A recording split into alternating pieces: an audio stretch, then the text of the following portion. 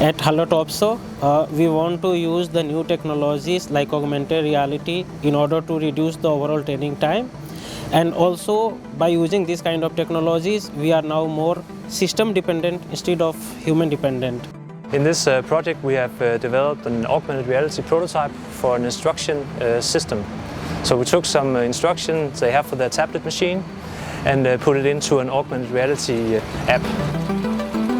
When the operator needs help at the machine, he can pick up his phone and scan the tags that are placed beside the machine, and that will kind of calibrate the physical and the digital worlds.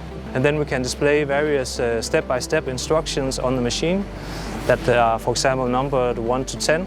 And then you start by taking the first step. You can see pictures and videos. You can browse through, and then in the end you will verify that you completed that step.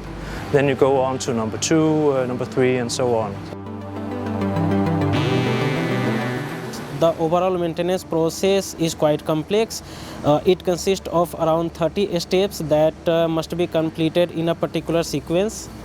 And that's why it is a good idea to have augmented reality application built for this particular machine. If some people left the company, then we need to train the new people again, the entire process. Whereas if we have every knowledge captured inside a system, then we can simply utilize that system. We started deciding on developing a HoloLens prototype. Then we did some testing with the operator and got some experiences using it in the production. And we could see there were some security concerns that we needed to figure out, because it takes a lot of the attention of the operator.